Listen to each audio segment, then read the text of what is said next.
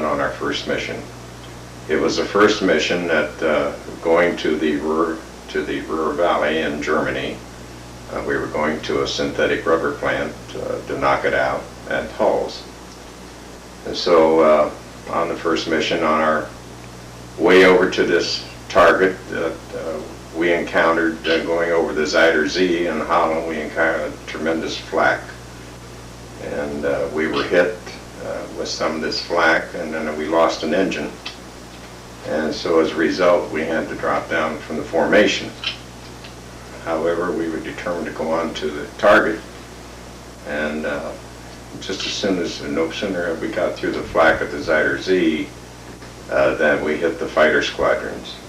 And we hit both the von Richthofen squadron of Me-109s and the Goring Circus, which is the P-47s.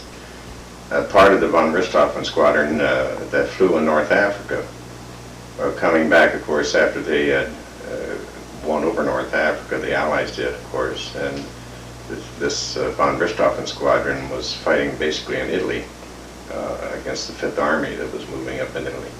But this day they called them up to help out with their defenses on this plant, because this is a vital plant to them that we were going after.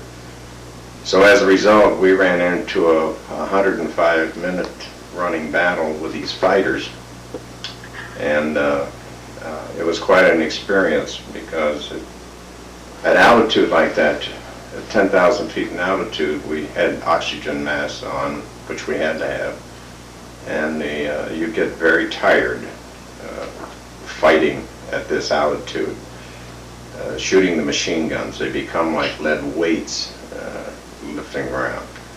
And so we had quite a long battle with them, as I mentioned. It was for about 105 minutes we had a running battle, and they shot out every bit of plexiglass in the ship, and it was really, we were just like almost like a flying coffin.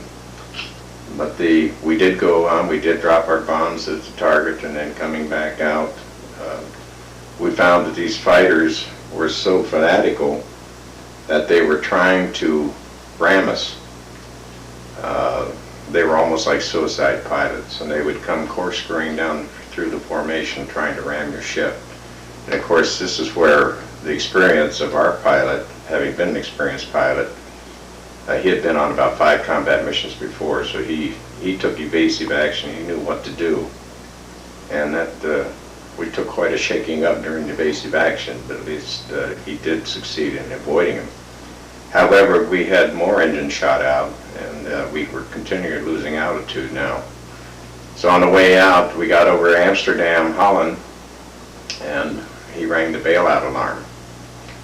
And so at that time, we found out that my bombardier's chute had been shot up in the cabin. My bombardier was wounded, and so at that time, we tried to, I was going to have him go down on my shoulders. We were going down piggyback on with my chute. And trying to get my foot out of the escape hatch door, and I couldn't force the door open. Apparently, a shell had hit it underneath, and it melted the hinges on the door. And so my foot was sticking out the door, but I couldn't get it open wide enough for us to get out through. Well, then my pilot come on the intercom again, and he says, "Don't bail out." And he says, a co-pilot has some control yet. So he said, "Just hold on." And so, fortunately, we didn't have to bail out at that time. Then he come on a little bit later and told us that, he says, "We're going to try to get out to the coast and ditch it." So at Amsterdam, we were down then to about 5,000 feet, and we were losing altitude, and we went on down. We still had the fighters still trying to shoot us down. And as a matter of fact, we got out over the coast. We got about 10 miles off the coast of Holland when we went into the North Sea. And we still had a fighter, a German fighter, who was trying to shoot us up. But there was a British Spitfire. British Spitfires met the group coming out. They didn't have the range to go all the way into Ruhr Valley, but they met them at the coast coming out. So this British Spitfire pilot saw us. He had spotted us, and he drove off this German fighter that was after us, yeah. And then he kept circling us, And I don't know, it seemed like for the longest time, we had only one raft, and one of our dinghies was shot up, so we couldn't use it. We just had one dinghy, so there was 5 of them in the dinghy and 4 of us hanging on the outside of the dinghy. We lost one of our crew members in the water.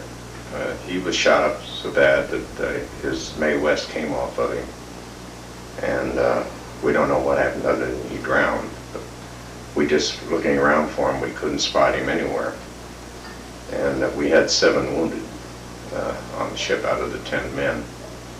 And so we were out for there about 3 hours. It's very cold water at this time of the year, and as a matter of fact, it's a good thing it was in June, though. Had it been any earlier, we would never survive in that water. It is that cold. But however, after a period of time, we saw this launch coming towards us, and we thought it was a German boat at first, because we were sitting right in the midst of a minefield.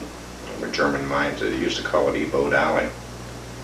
But then to find out it was a British Air Sea Rescue launch.